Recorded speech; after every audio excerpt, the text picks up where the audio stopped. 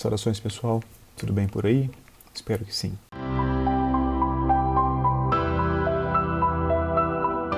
No nosso encontro de hoje eu queria tratar com vocês aqui sobre, ainda na filosofia do direito, porque em razão dessa tradição filosófica do Tribunal de Justiça de Minas Gerais, vamos tratar hoje aqui de continuar um raciocínio do nosso encontro passado, onde nós tratamos desse normativismo, do positivismo. Vamos tratar do positivismo mais famoso. Eu peguei a metade do nosso último encontro para a gente pegar um aspecto bem filosófico desses, os precursores, né, desse surgimento do positivismo. Na continuidade do raciocínio hoje, a gente vai pegar uma parte mais famosa do positivismo, autores que inclusive são mencionados aqui no edital, autor como por exemplo Kelsen. Então nós vamos falar agora de uma coisa que vocês já conhecem, mas colocando num contexto um pouco diferente. Então vamos tratar, portanto, do positivismo e assim que a gente terminar o positivismo, a gente entra nessa lógica pós-positivista. Quando a gente entrar no pós-positivismo, a gente vai falar do direito da moral, vamos falar da lógica do razoável e ainda no positivismo vamos falar dessa ideia de o mito da neutralidade, lá na sociologia, neutralidade na aplicação do direito. Tá? Vamos lá então. No nosso último encontro, como eu coloquei aqui no slide, eu coloquei assim um slide contextualizador, onde a gente vê que o positivismo jurídico ele surge no mesmo contexto em que se consolida o capitalismo, esse modo de produção, em que ele exige uma necessidade de previsibilidade das condutas. Se não houver previsibilidade, o capitalismo não existe. Não é possível você manter contratos se você não souber se a pessoa vai pagar pelos bens que a pessoa consome. Então, a necessidade de previsibilidade, ela força o direito, a sociedade, a criar regras que são uniformes em todas as realidades. E a consolidação do capitalismo também ele complexifica a sociedade fica mais complexa. A possibilidade de você ter interações sociais em espaços geográficos muito maiores, isso exige também uma normativização melhor do que o justnaturalismo realizava. Então, a consolidação do capitalismo é um elemento importante para entender o positivismo. E um outro elemento importante para entender esse contexto é a ciência moderna. Quando a gente trata dessa ideia de racionalização do mundo, ou do que o Weber chama de dessacralização do mundo, a gente está dizendo que a realidade ela tem que ser explicada de uma forma assim diferente do que era explicada anteriormente. Nós exigimos uma racionalização moderna. Vou só mencionar um caso, um exemplo para vocês entenderem como a lógica científica ela acaba invadindo o direito e acaba contaminando essa teoria do direito chamada de positivismo. Uma coisa muito importante para a ciência é a ideia de, como diz o nosso edital aqui, a ideia de neutralidade. O cientista, quando ele está estudando a realidade, ele não tem que colocar o que ele acha certo, ele tem que entender o que a realidade tem para dizer para ele. E essa compreensão não pode ser contaminada com o olhar dele. É como se a gente imaginasse que qualquer cientista com o mesmo instrumental teórico chegasse às mesmas conclusões. Hoje a gente sabe que não funciona assim, não existe isso, mas quando a ciência surge, a ciência tem essa ideia de tentar ser neutra. Então, uma categoria importante para a ciência é a categoria verdade. Então, quando há duas teses, né, duas hipóteses, alguém lança uma hipótese na ciência, e aí a gente começa a testar essa hipótese até saber se essa hipótese ela corresponde a uma coisa chamada verdade. A verdade é algo muito importante para a ciência, porque a ciência está baseada nisso, na busca da verdade. O que o direito faz? Ele se encanta com essa palavra, com esse conceito, com essa lógica e diz o seguinte: assim como lá na ciência não é possível haver duas ideias contraditórias, no direito não é possível haver duas normas contraditórias. No caso do intérprete encontrar duas regras que são contraditórias, é a chamada antinomia, só uma delas é, a ciência diria, verdadeira. Mas o pessoal do direito diz, só uma delas é válida. Então essa categoria verdade para a ciência, ela ingressa no mundo do direito com outro nome, o nome de validade. E nós vamos ver como isso é importante para o positivismo a partir de Hans Kelsen. Então a ideia de racionalização do mundo, de dessacralização do mundo é importante. E uma outra coisa importante que a ciência traz para o direito é a ideia segundo a qual a ciência ela é criada para dominar a natureza. A gente passa a raciocinar cientificamente para saber que a gente não pode plantar em qualquer época do ano, porque antes a gente plantava meio que na sorte e sabia se a plantação ia dar certo ou não por meio de sorte. Quando a gente começa a descobrir que existem ciclos na natureza, e se a gente plantar em determinada época, a plantação ela é mais exuberante. Então o que a gente faz? A gente começa a estudar esse tipo de coisa para que a gente possa controlar a natureza. Primeiro a gente descobre qual é a melhor época, depois a gente controla tanto a ciência, evolui tanto a ciência que a gente passa a controlar a natureza e a gente pode plantar em qualquer época do ano, porque a gente tem mecanismos científicos que protegem a nossa plantação. Então, o domínio e o controle da natureza pela ciência também é importante para o direito. Por quê? Porque o direito ele passa a ser um mecanismo importante e muito eficaz não para controlar a natureza, mas para controlar uma outra coisa, controlar a sociedade, o comportamento das pessoas. O comportamento das pessoas passa a ser disciplinado por uma norma jurídica elaborada pelo Estado. E o Estado passa a controlar a sociedade por intermédio das leis ou por intermédio do direito.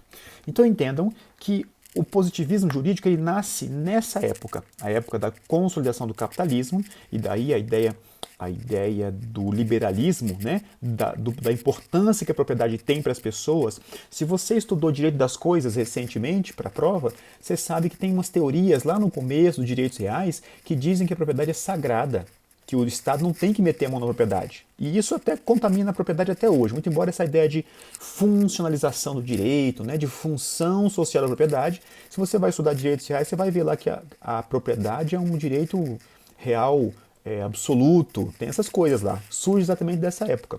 E a ciência moderna na ideia de validade do direito e um mecanismo importante para controlar a sociedade.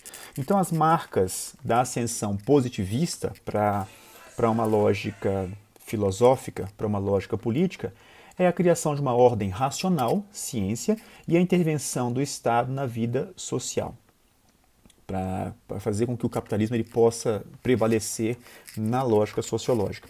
Aqui embaixo eu trouxe uma frase, um trecho do livro do Habermas, que nós vamos tratar dele, e ele descreve assim de forma magistral em que consiste esse positivismo.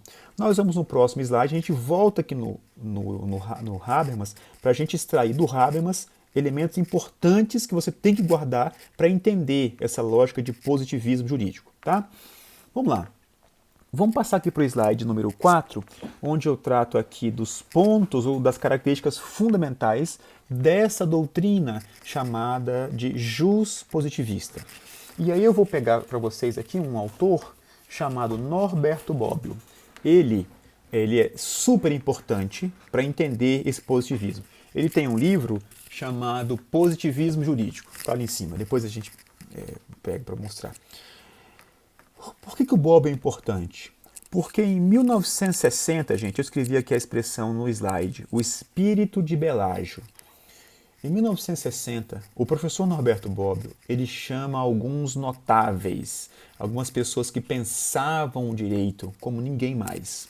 Pessoas como ele mesmo, claro, como um sujeito chamado Herbert Hart, que escreveu um livro chamado O Conceito de Direito, e é um livro importante para entender não só o positivismo como o pós-positivismo, porque o Dworkin, como autor pós-positivista, ele escreve a obra dele a partir do que está escrito aqui nesse livro. Tá? Herbert Hart, Alf Ross, Renato Treves. Então, eles se reúnem,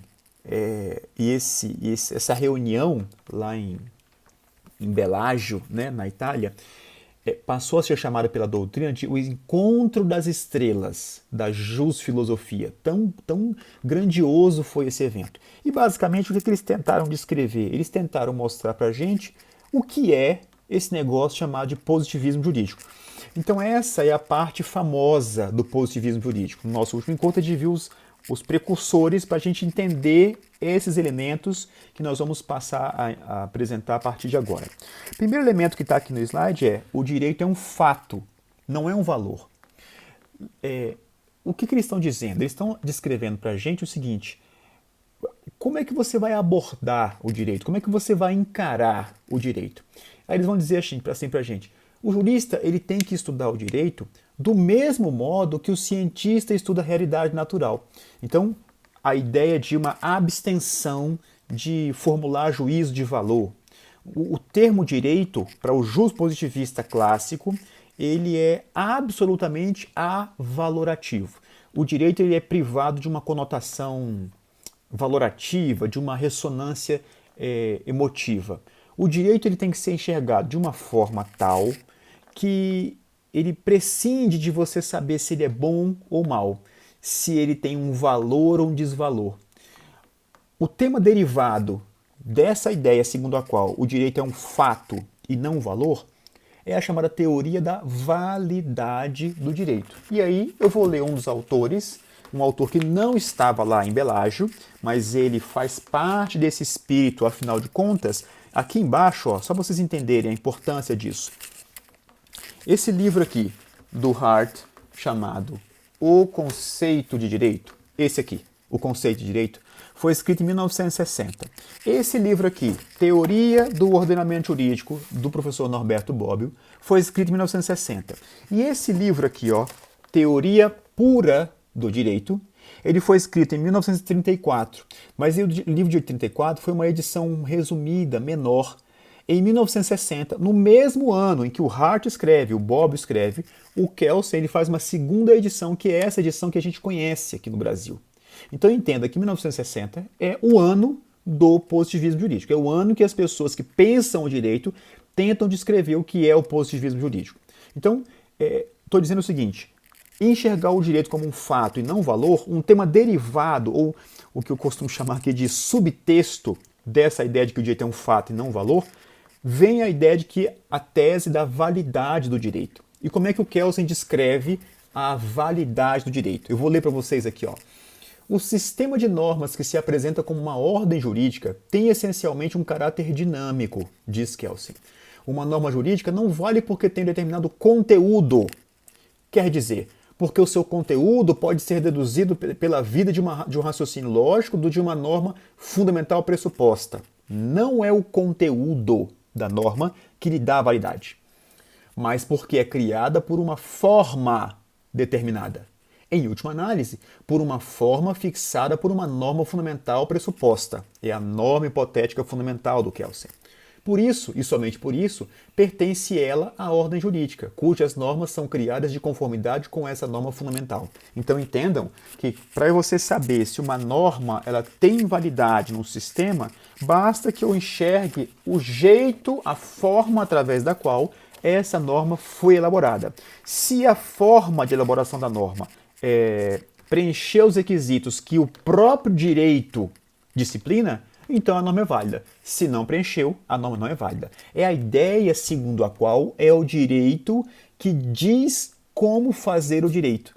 É uma espécie de controle de constitucionalidade filosófico, vamos dizer assim.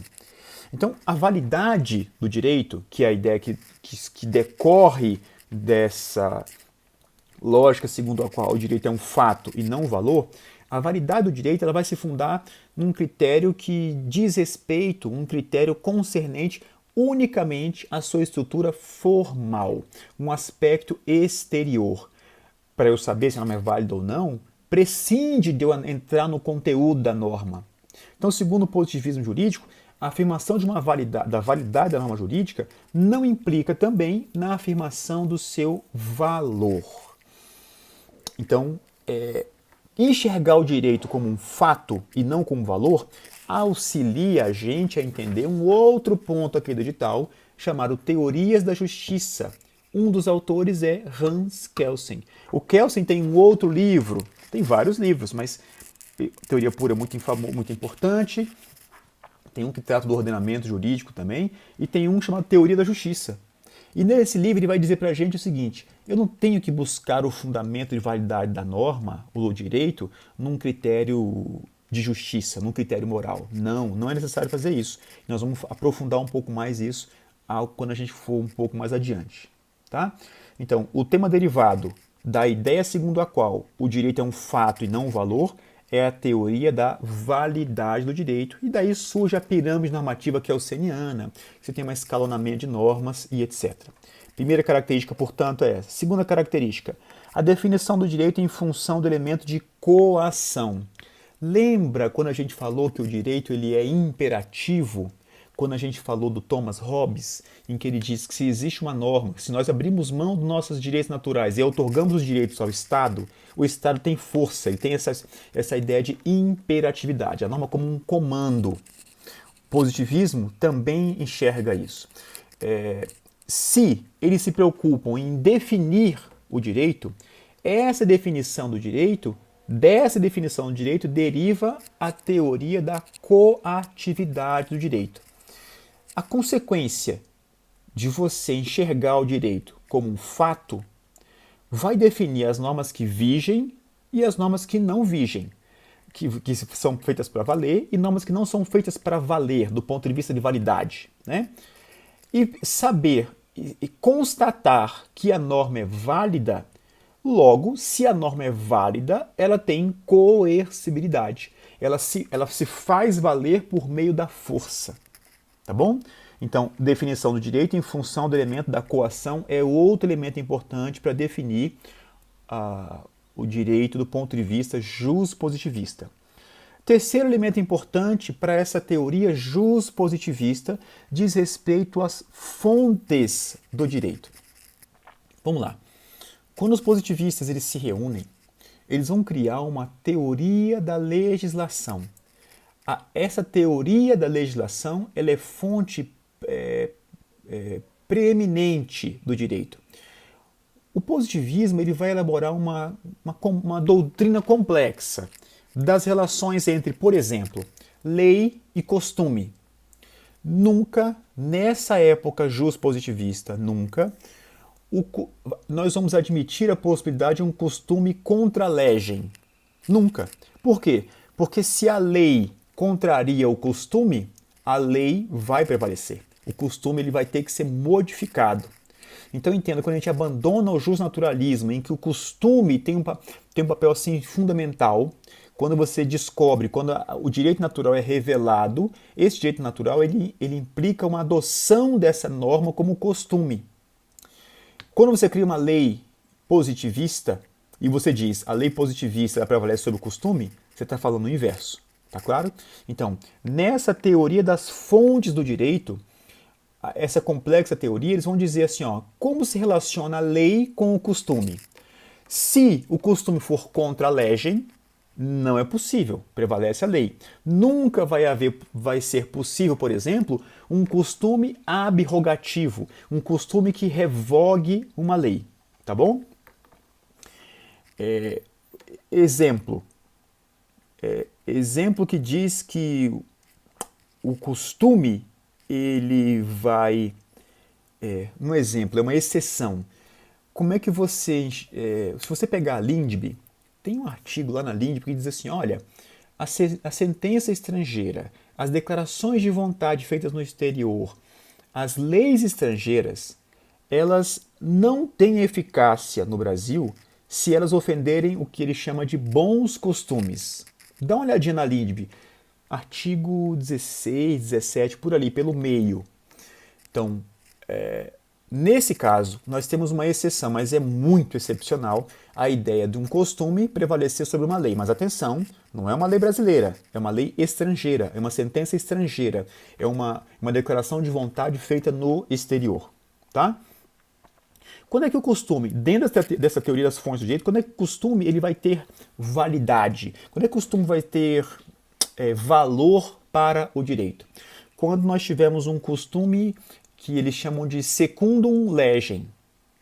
Se você pegar lá no Código Civil, no comecinho, se você abrir o Código Civil e escrever a expressão assim, Ctrl F, escrever a expressão bons costumes, você vai ver lá que naqueles atos de disposição do próprio corpo só é possível se esse ato estiver de acordo com os bons costumes. E quando você pegar o abuso de direito, artigo 187 do Código Civil, você vai ver que também haverá abuso de direito se a ação da pessoa contrariar também os bons costumes. Então, o que os civilistas dizem? Eu me lembro do Flávio Tartucci. Ele diz: note, portanto, que a ideia do costume integrado à lei, nesse caso, não existe uma integração. Não é que o costume vai ser uma forma de colmatar lacuna. Não, vai ser uma subsunção, porque é a própria lei que admite ou não o uso do costume. Em última análise, gente, nessa teoria das fontes do direito, o que os positivistas vão dizer é que a única fonte do direito é a lei. Assim fica fácil da gente compreender a relação entre leis e costumes. Ainda nas fontes do direito, o que diz a teoria juspositivista? Eles vão dizer o seguinte: a gente pode admitir um costume quando tem falta de lei. Né? Na falta da lei, eu admito o uso do costume. Basicamente, gente, o que nós estamos falando aqui é uma expressão que eu já disse aqui, a ideia de colmatação de lacunas. A LINDB e o Código de Processo Civil de 73, o Código de 2015 não reproduziu essa regra, mas isso ainda está na LINDB, que diz que o juiz ele vai usar a lei para julgar os casos concretos. Se não tiver lei, aí ele vai usar analogia. Por que analogia? Primeiro, porque a analogia ele está preso ainda à fonte normativa legislativa. Você vai pegar uma outra lei para poder aplicar no caso concreto. Uma lei que não é específica para o seu caso, mas você pega essa lei, arrasta para cima do seu caso e aplica no caso concreto. Então, lei, se não tiver lei, só se não tiver lei, você usa analogia. Se não tiver uma outra lei igual para fazer analogia, parecida para fazer analogia, você usa os costumes. E, por fim, os princípios gerais do direito. Nós vamos ver que isso está fora de moda, mas entendam que essas são as formas de colmatação de lacunas. Então, quando não tem lei, você usa o costume. Aí você fala assim, não, mas isso não existe mais, não tem como. Eu vou tentar demonstrar para vocês que essas formas de colmatação de lacuna estão na jurisprudência do STJ. Vamos lá pensar comigo. Lembra quando o STJ define taxa de juros? Quando, por exemplo, o juiz pega, vocês vão fazer isso muitas vezes, vocês vão pegar um contrato lá e vão dizer o seguinte: eu acho que essa taxa de juros aqui é abusiva, essa taxa de juros não pode prevalecer. O que você vai fazer? Vai declarar nula aquela cláusula. Quando você anula aquela cláusula, o que sobra? Nada. Você basicamente está criando, numa mesma sentença, uma coisa chamada lacuna. Porque não há regra que disciplina aquilo ali. E aquilo é importante, porque eu preciso saber qual é a taxa de juros que eu vou pagar por esse contrato aqui. Então eu preciso resolver isso. Como é que eu resolvo? Lei. Não tem lei. Porque eu acabei de acabar com a lei, a cláusula do contrato que é lei entre as partes. Ah, mas eu posso pegar um outro contrato parecido. Não, não tem outro contrato parecido. Não é possível analogia. O que eu vou usar então? Os costumes. E como é que o STJ trata do tema? Ele vai dizer o seguinte: quando você anula uma cláusula do contrato que prevê os juros por eles serem muito abusivos, o que você vai fazer? Entra no site do Banco Central, bc.gov.br, e acha lá uma coisa chamada taxa média do mercado. Então, é um contrato de alienação fiduciária de carro para uma pessoa física.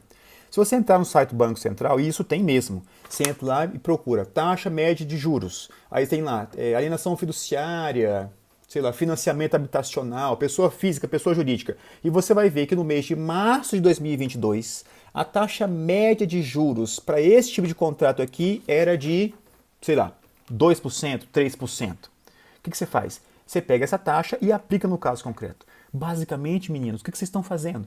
Vocês estão usando o costume. Qual é o costume dos bancos em relação à taxa de juros referente a esse contrato aqui? Vocês entenderam? Isso é antipositivista? Não. Isso está dentro das fontes do direito. Nessas fontes do direito, essas formas de colmatação de lacunas são feitas por um positivista. Por quê? Como é que você sabe disso? Porque ele diz, a fonte do direito é a lei. Se não tiver lei, outra lei. Se não tiver outra lei, costume. E em último caso, princípios gerais do direito. E aqui, ó, eu trouxe para vocês uma dicasinha do Rubens Limon de França, em que ele diz quais são os requisitos para que você possa usar o costume como uma fonte legítima do direito, mesmo sendo para um positivista. Tá bom? Ainda nas fontes do direito, além dessa relação entre lei e costumes, nós temos também uma disciplina que trata da lei e da jurisprudência. eles vão dizer o seguinte: para o positivista, ele vai dizer que quem cria o direito é o legislador e não o judiciário.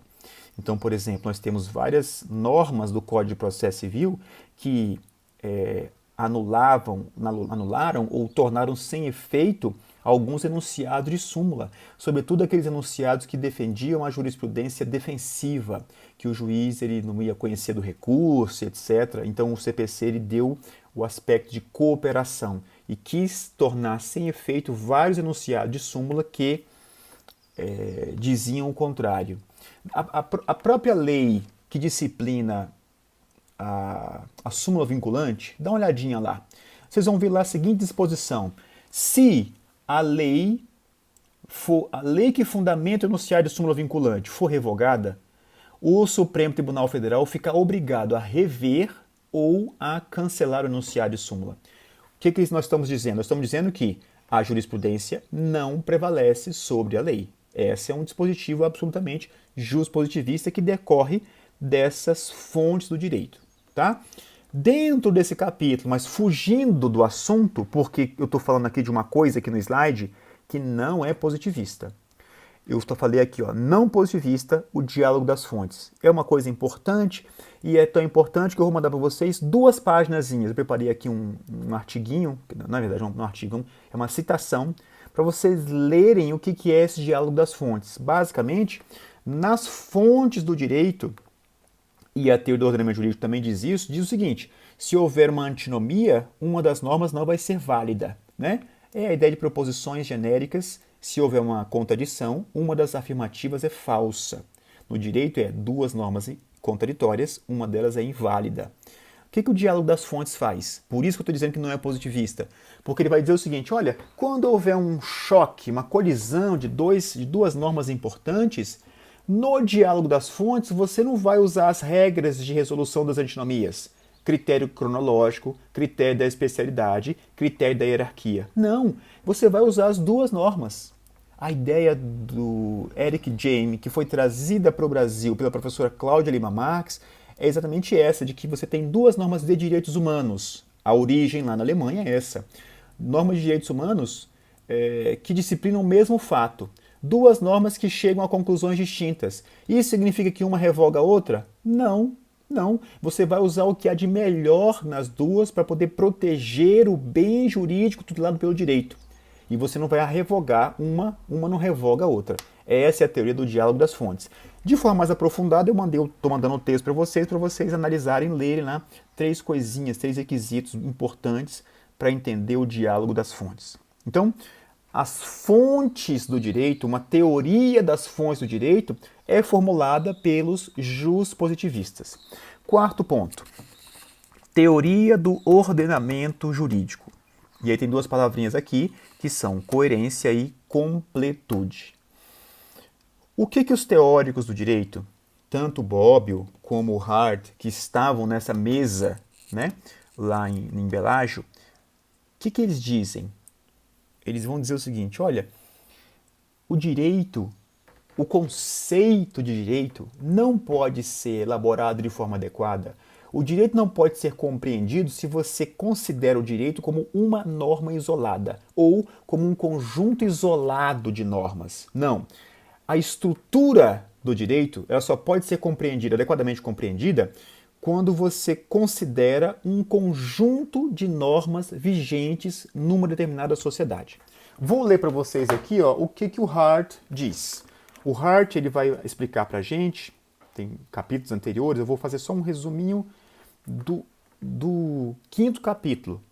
Ele vai dizer assim para a gente: nos últimos 3 capítulos, eu vou deixar assim para vocês verem qual é o livro que eu estou lendo. Nos últimos 3 capítulos, constatamos que o modelo simples do direito, como um conjunto de ordens coercitivas do soberano, não reproduz em vários aspectos mentais algumas das principais características dos sistemas jurídicos. Não posso enxergar o direito como um conjunto de ordens coercitivas, como se fossem normas isoladas, leis estanques. Não é isso. Para eu enxergar o direito, para eu conseguir descrever o conceito de direito, eu tenho que enxergar o direito como um sistema, como uma teoria de um ordenamento jurídico, como essas normas elas se comunicam entre si, o que dá validade a essas normas. Tanto que o Hart inventa uma coisa que se comunica muito com o que o Kelsen chama de norma hipotética fundamental. O Hart ele vai dizer o seguinte: eu não posso enxergar o direito como um conjunto de normas isoladas, porque eu preciso dar uma espécie de coordenação para essas normas. E o que vai dar coordenação para essas normas é uma norma secundária que ele vai chamar de norma de reconhecimento.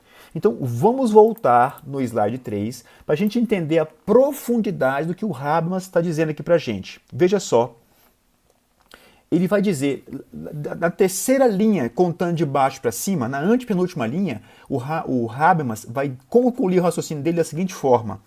Ora, uma regra básica ou regra de reconhecimento, de acordo com a qual pode ser decidido quais normas pertencem ou não ao direito vigente, permite subordinações precisas.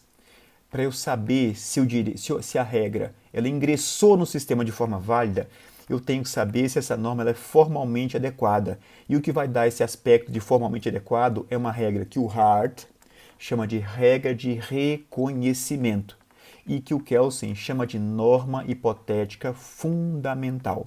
Tá bom? Então, o sistema, o direito não pode ser encarado como se fosse regras isoladas. Vamos ver um outro autor que trata da mesma coisa que o Kelsen trata, que o Hart trata. Que autor é esse? Norberto Bobbio, Teoria do Ordenamento Jurídico. De novo, o Bobbio, ele escreve em 58 um livro chamado Teoria da Norma Jurídica. Em 59, ele dá um curso lá em Turim, e esse curso resulta nesse livro, Teoria da Norma Jurídica. E em 58, o anterior, 59, ele dá um curso também na Universidade de Turim, e desse curso gera esse livro, Teoria do Ordenamento Jurídico. Em 60, ele faz o Encontro das Estrelas. E nesse livro aqui, ele vai dizer para a gente o seguinte: essa obra, Teoria do Ordenamento Jurídico, se liga diretamente à anterior, que era a Teoria da Norma Jurídica.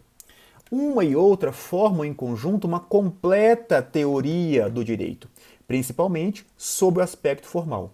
No primeiro livro, estudamos a norma jurídica isoladamente considerada. Neste, diz o Bobbio, estudaremos aquele conjunto ou complexo de normas que constituem o ordenamento jurídico. A exigência da nova pesquisa nasce do fato de que, na realidade, as normas jurídicas nunca existem isoladamente, mas sempre em um contexto de normas com relações particulares entre si. E estas relações serão, em grande parte, objeto da nossa análise, nesse livro aqui. Esse contexto de normas costuma ser chamado de ordenamento jurídico, tá? Jurídico foi por minha conta, ele só chama de ordenamento. Mais adiante ele vai dizer assim, ó: não foi possível dar uma definição do direito do ponto de vista da norma jurídica considerada isoladamente, mas tivemos de alargar nosso horizonte para a consideração do modo pelo qual uma determinada norma se torna eficaz a partir de uma complexa organização que determina a natureza e a entidade das sanções, as pessoas que devem exercê-las e a sua execução. Essa organização complexa é o produto de um ordenamento jurídico.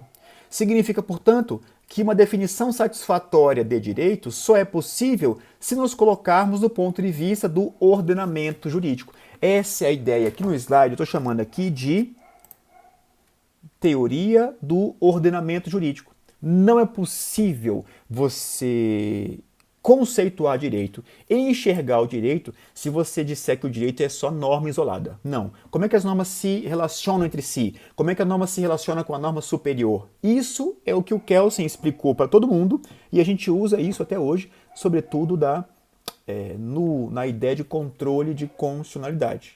Tá bom? Então vamos lá. Em que consiste essa ideia de coerência que está aqui no slide? Coerência significa dizer o seguinte: para um justo positivista, não é possível a coexistência simultânea de duas normas antinômicas num mesmo sistema.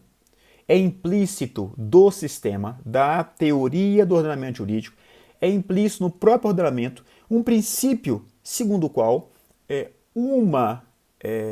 ou as duas, ou ambas, as normas são inválidas. E aí você vai pegar a LINDB e começar lá no artigo 1º. E diz lá assim, ó, salvo disposição em contrário, a lei começa a vigorar 45 dias depois de oficialmente publicada, e nos estados estrangeiros, quando é admitida a lei brasileira, 3 meses depois. Essa é a ideia de coerência na teoria do ordenamento jurídico para um justo positivista. Atenção, isso caiu em prova do TJDFT. A pergunta dizia assim, é possível que duas normas vigorem ao mesmo tempo? Primeira resposta que a gente tem, depois de escutar isso aqui, é a seguinte, não pode ser.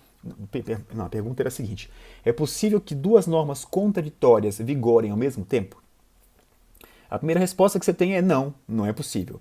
Mas eu acabei de mencionar o artigo 1º da LINDB, o artigo 1º, parágrafo único, que diz que no Brasil, se não houver cláusula de vigência, e a Lei Complementar 95, que diz como fazemos as normas, ela diz que tem que ter obrigatoriamente cláusula de vigência, tá?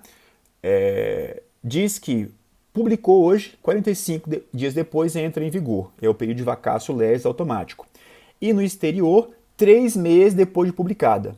Então, como é que é possível você responder essa questão? A questão é, pode haver duas normas contraditórias vigorando ao mesmo tempo, com o mesmo espaço de vigência? Resposta, sim. Desde que você tome espaços geográficos distintos. Porque no 46º dia, essa norma entra em vigor no Brasil, mas no exterior ainda está vigindo a norma anterior. Vocês entenderam?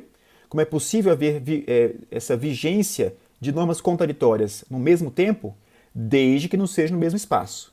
Tem que ser no espaço brasileiro, no 46º já tem a norma nova, mas no exterior ainda está vigindo a norma anterior e só vai entrar em vigor 3 meses depois.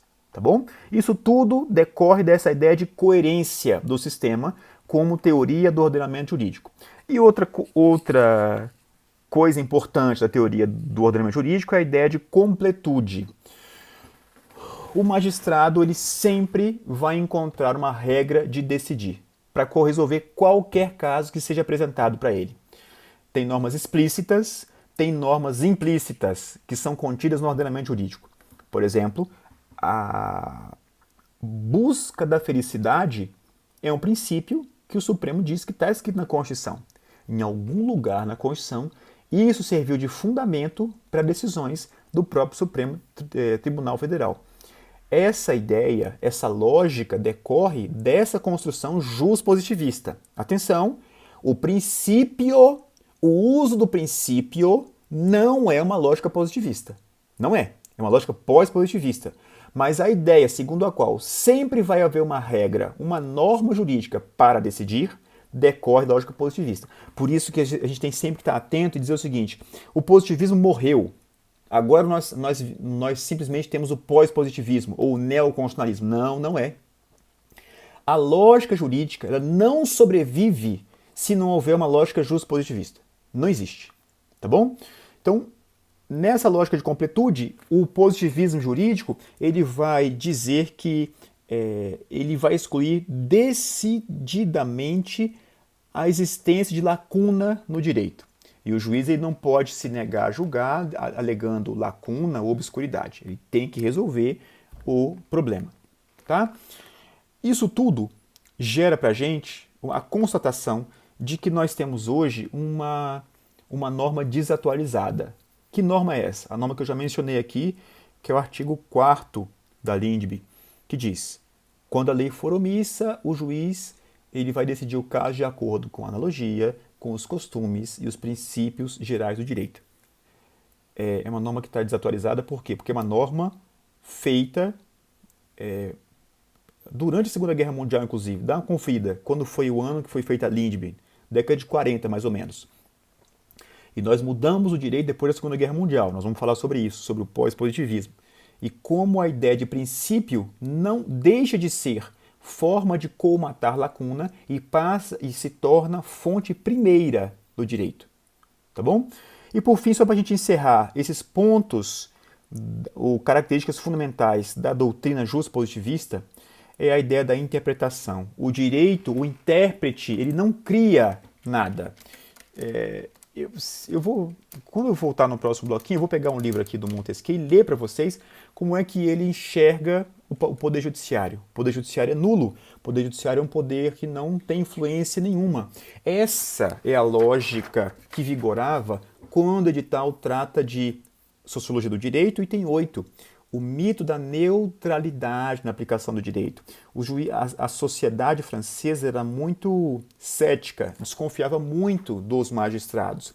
Então o que eles fizeram? Nós vamos criar a vontade geral e o juiz fica preso à letra da lei. O juiz não pode fugir da lei.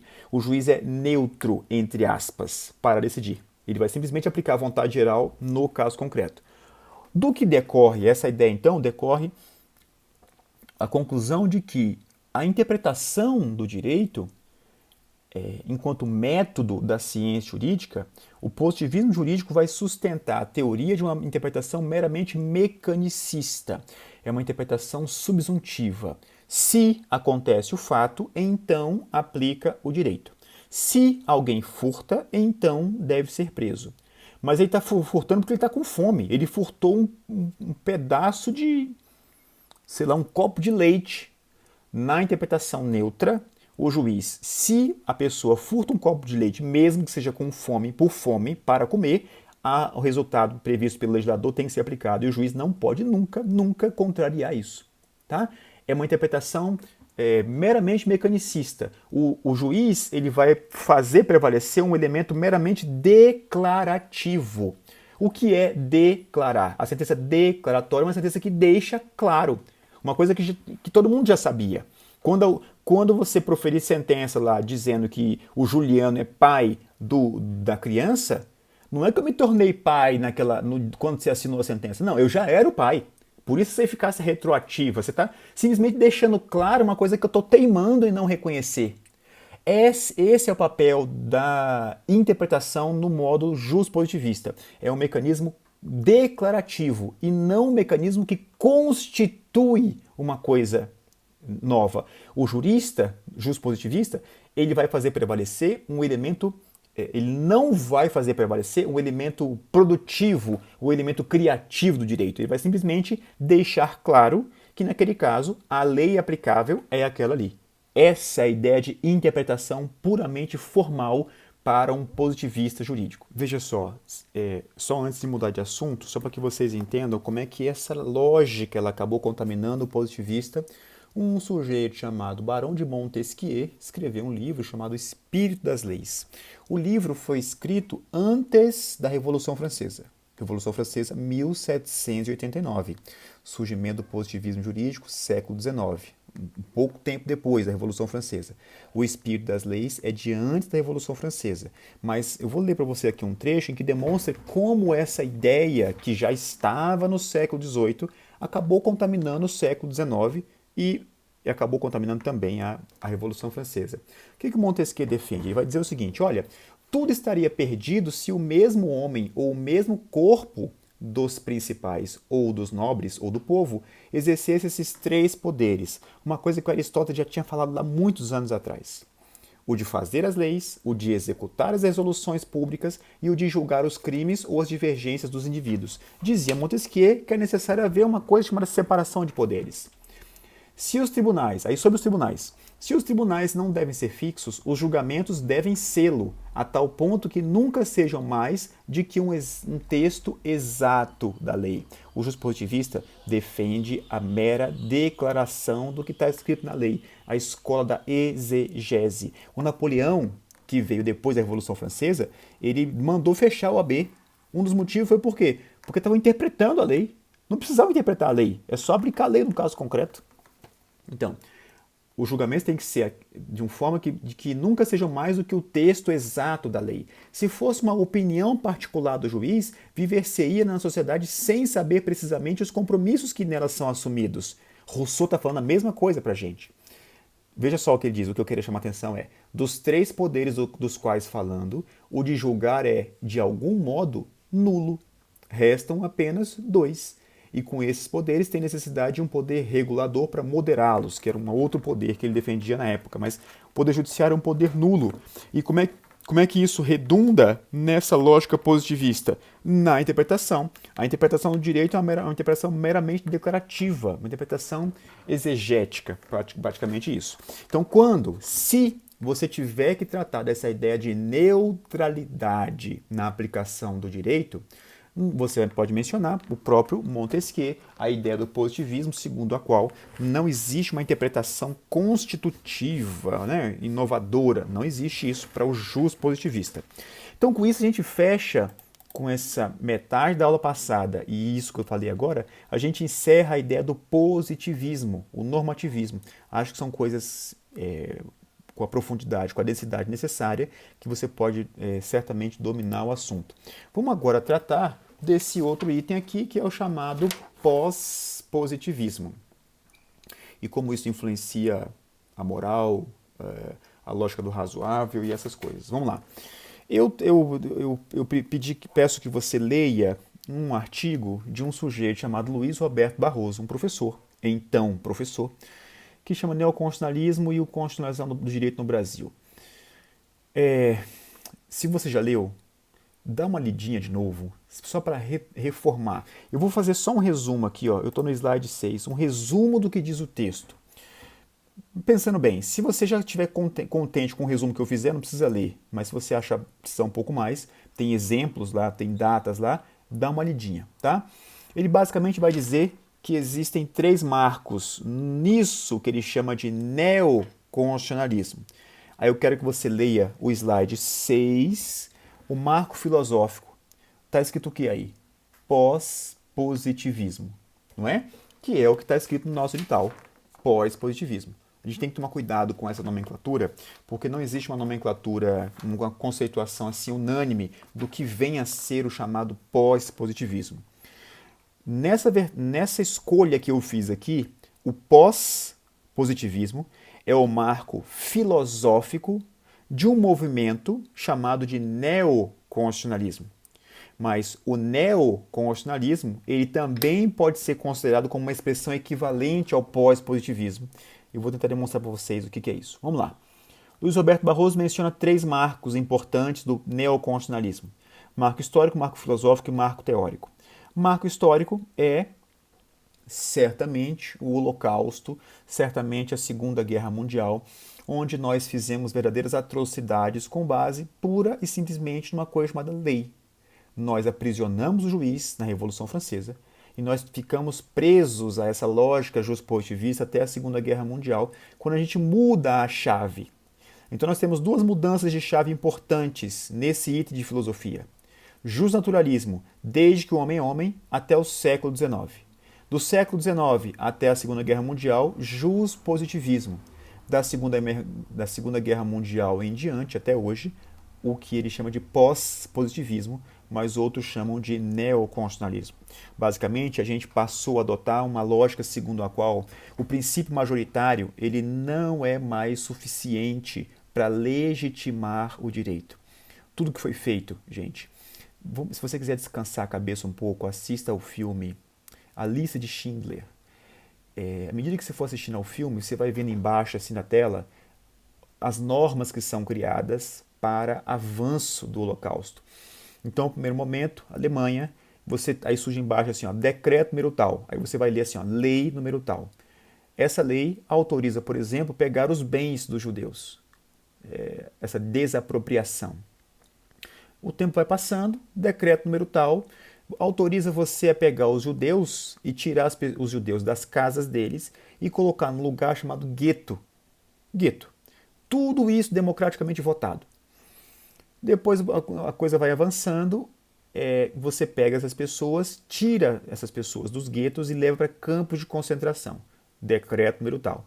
E por fim, um outro decreto que autoriza matar as pessoas. Obviamente que eu estou falando dos judeus, mas o Holocausto foi contra judeus, homossexuais, negros, estrangeiros, ciganos, tem vários. Se você tiver a oportunidade, vá num campo de concentração, você vai ver que na roupa dos prisioneiros tinha uma marca por que a pessoa estava ali. Se era judeu, se era homossexual, se era cigano, se era... Bom, é uma coisa... Assista ao filme, para você descansar a cabeça e se ambientar na transição de uma lógica jus-positivista para uma lógica pós-positivista. Então, o marco histórico, portanto, para o Luiz Roberto Barroso é a Segunda Guerra Mundial. E no caso do Brasil, é a Constituição Federal de 88, e você não vai comparar historicamente, sociologicamente, politicamente, nunca, a ditadura do Brasil com o Holocausto. São coisas incomparáveis. Mas, muito mal comparando, você pode dizer que nós, no mundo, a gente abandona o Holocausto e faz uma nova lógica jurídica, e no Brasil, nós abandonamos uma lógica de exceção e passamos para uma outra lógica jurídica. E a Constituição de 88 é o momento de passagem, é o marco histórico do neoconstitucionalismo no Brasil. O marco filosófico é o que é chamado de pós-positivismo. O professor Luiz Roberto Barroso chama pós-positivismo do marco histórico, marco filosófico do neoconstitucionalismo, que é esse movimento de um direito constitucional contemporâneo. O Lenny Streck chama de direito constitucional contemporâneo, novo direito constitucional. Basicamente, o que é o pós-positivismo?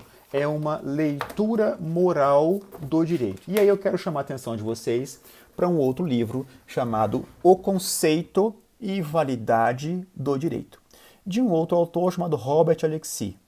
Professor, todo mundo tem livro que chama O Conceito de Direito? Parece que sim, né? Várias pessoas têm.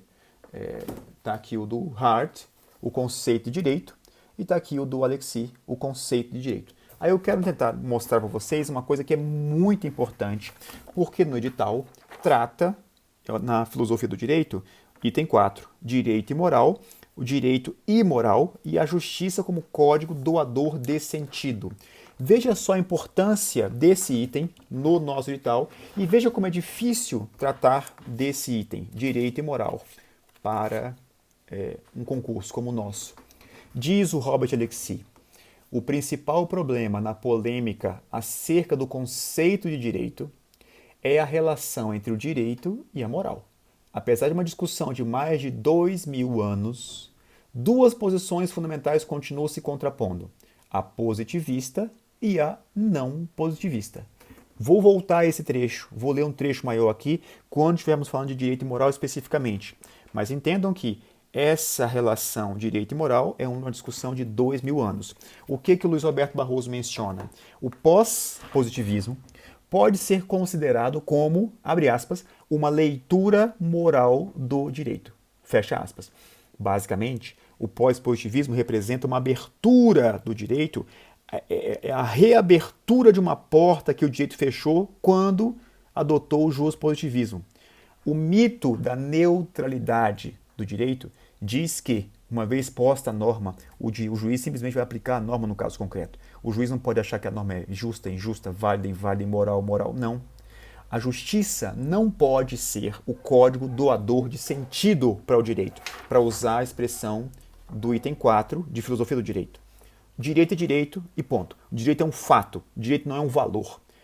Isso é o positivismo. O que o pós-positivismo faz? Ele abre o direito à possibilidade de uma leitura moral do direito. Essa é a ideia fundamental para você entender o que é o pós-positivismo.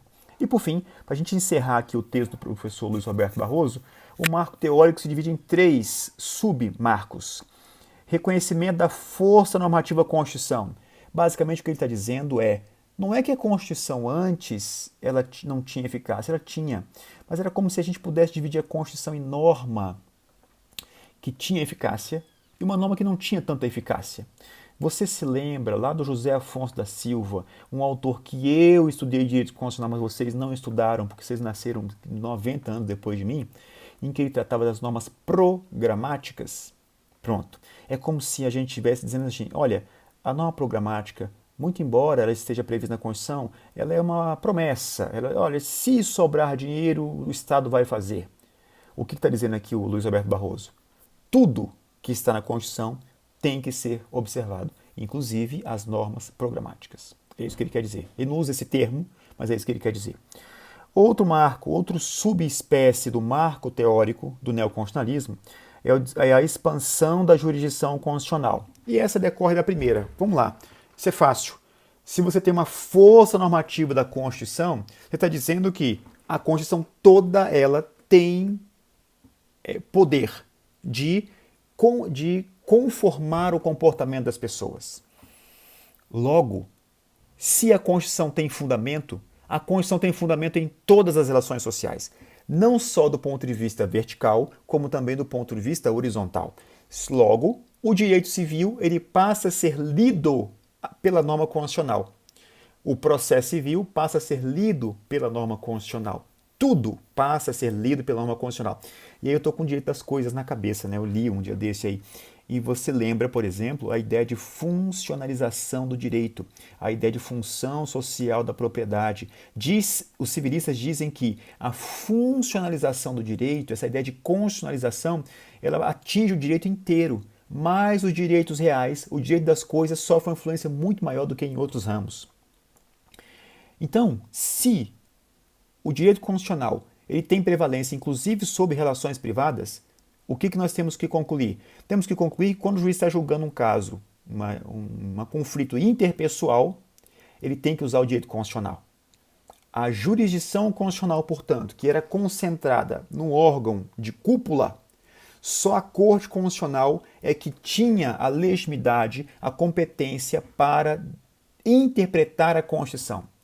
Se todas as relações sociais passam a ser disciplinadas também, sobretudo pela Constituição, então quando o juiz está julgando uma briga de vizinho, o juiz de primeira instância ele vai ter passa a ser investido dessa jurisdição constitucional. É isso que o Luiz Roberto Barroso chama de expansão da jurisdição constitucional. E, por fim, o último caso que tem que ser mencionado é o desenvolvimento de uma nova dogmática da interpretação constitucional. As normas constitucionais, os direitos fundamentais, diz o Robert Alexy, os direitos fundamentais têm uma estrutura normativa de princípio e não de regra. Então eu não posso interpretar esses direitos constitucionais da mesma forma que eu interpreto a regra. Eu tenho que ter o que o Roberto Barroso chama de nova dogmática da interpretação constitucional. Que fique claro, portanto, que nós temos uma divisão, uma cisão muito importante entre o positivismo e o pós-positivismo. Assim eu encerro o resumo do livro do Luiz Roberto Barroso e passo aqui para o slide número 7, onde eu tento aqui descrever alguns aspectos importantes que você tem que guardar sobre o chamado pós-positivismo. Nomes do fenômeno: neoconstitucionalismo, constitucionalismo contemporâneo. Neoconstitucionalismo, quem diz é Luiz Roberto Barroso. Constitucionalismo contemporâneo, quem trata sim é um sujeito chamado Lênio Streck. E o nosso edital chama de pós-positivismo. Quais são os elementos centrais desse fenômeno que ninguém sabe o nome, mas o nosso edital chamou de pós-positivismo? Primeira coisa, resgate de valores. Como é que nós resgatamos valores? O positivismo, ele abandonou os valores. Ele disse que o juiz é neutro, o juiz é um mármore, ele simplesmente vai aplicar a lei no caso concreto. O pós-positivismo, a gente diz o seguinte: quando a gente nota o que nós fizemos com base nessa lógica jus-positivista pura, a gente diz o seguinte: não, o direito não pode se resumir a isso. O direito tem que estar aberto a valores que são importantes para a sociedade. Então, como é que você resgata os valores para dentro do direito? Através de regra? Não, através de princípio. Um dos critérios distintivos de regra e princípio, que é do professor Marcelo Neves, que dá aula aqui em Brasília, fantástico professor, ele diz o seguinte: a lógica da regra ela tem uma eficácia facilitadora, porque a regra ela dá a solução para o caso concreto. O princípio não. O princípio abre a interpretação para o dissenso. Aborto. Se você reduz esse fenômeno a uma regra, você tem 3 regras básicas. É fácil decidir os conflitos. Mas se você constata que aborto não é um caso fácil de decidir, você tem que ampliar a sua visão. E como é que você amplia a visão por intermédio do direito? Por meio de regra? Não. Como é que você traz para dentro do direito o dissenso? Por intermédio dos princípios. Então, uma marca importante, o elemento central para entender o pós-positivismo é você resgatar os valores que são resgatados sob a forma de princípios.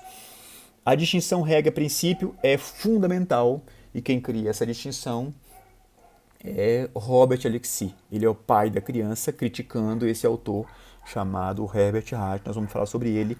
Estou achando a aula muito longa, talvez a gente divida essa aula em 2 para continuar o raciocínio. Centralidade dos direitos fundamentais. Eu quero fazer um convite para você abrir o Código de Processo Civil e ver se o Código de Processo Civil ele é ou não é pós-positivista. Estou dizendo o seguinte, uma das marcas do pós-positivismo é a centralidade dos direitos fundamentais. Nós aprendemos isso com o Holocausto, aprendemos isso com a Segunda Guerra Mundial. Aí no slide 8, eu trouxe 4 dispositivos do Código de Processo Civil, uma lei infraconstitucional. Se você ler esses dispositivos que estão no CPC, você vai estar na dúvida se você está lendo o CPC ou se você está lendo a Constituição. Então, princípio da inafastabilidade, razoabilidade da atividade jurisdicional, devido processo legal, fundamentação das decisões judiciais. Todas as regras estão no CPC, mas se você ler o CPC é como se você estivesse lendo a Constituição. Essa é uma marca do pós-positivismo, a centralidade dos direitos fundamentais. Fortalecimento da jurisdição constitucional. Pega o CPC, mantém aberto aí e lê o artigo 1º. Você vai ver lá assim, o processo civil será ordenado, disciplinado e interpretado conforme os valores, olha só, gente, resgate de valores. O CPC é o resultado, o CPC é o retrato do pós-positivismo. O processo civil será ordenado, disciplinado e interpretado conforme valores e normas fundamentais estabelecidos na Constituição, vírgula, observando-se as disposições desse código. O que eu interpreto quando eu vejo, sempre que eu leio esse artigo 1º? Eu leio o seguinte, o processo civil brasileiro vai ser disciplinado pela Constituição. Ponto, vira a página. Se sobrar espaço, usa o CPC. É isso que eu estou dizendo para vocês, que é a ideia do fortalecimento da jurisdição constitucional, da centralidade dos direitos fundamentais. Outro elemento fundamental para você, central para você entender o pós-positivismo, reaproximação do direito com a ética, reaproximação do direito com a moral. Aqui embaixo eu coloco assim, positivismo jurídico e direito natural. Positivismo é a ideia de pureza, a ideia de rigidez, objetividade, ou no nosso edital, neutralidade, segurança jurídica. Foi isso que o sistema capitalista exigiu. De outro lado, no direito natural, você tem valores, você tem a moral como fonte, a justiça como um código doador de sentido. Item 4, direito e moral. A justiça como código doador de sentido. Isso vigora no direito natural. O que você faz com o pós-positivismo? Joga tudo no lixo? Não. Você pega o que há de melhor no positivismo, uma teoria que defende a sistematicidade, a ordenação, a lógica, e você pega o que há de melhor no direito natural, valores, justiça, ética, moral, e você faz um casamento entre eles. Desse casamento resulta um filho, chamado de pós-positivismo. Então, o pós-positivismo pode ser considerado como uma releitura do positivismo, uma terceira via, já que está na moda nas eleições, né? Você mantém, diz o slide, a objetividade, a certeza, sem retornar ao justnaturalismo, tá? E o suporte teórico disso que é chamado de pós-positivismo é chamado de era principiológica. Tá claro, gente? Assim a gente encerra esse item chamado justnaturalismo, normativismo, positivismo e pós-positivismo. Eu queria conversar um pouco mais, mas fica muito longa a aula. Então eu vou encerrar aqui e a gente volta tratando dessa ideia de relação que existe entre direito e moral. Antes disso, eu vou encerrar com o slide 9, onde eu menciono essa ideia de normas e valores. A gente leu o artigo 1º do Código de Processo Civil. Esse artigo ele tem uma crítica contra ela. Que crítica é essa? Você não pode, muito embora vivamos na época pós-positivista, você não pode adotar os valores como fontes normativas. E aí no slide eu explico isso. As normas elas são deontológicas. O que é deontologia? É uma parte da filosofia que estuda os deveres da sociedade. Quais são as expressões deônticas? É obrigatório, é permitido, é proibido. As expressões deônticas explicam as obrigações da sociedade.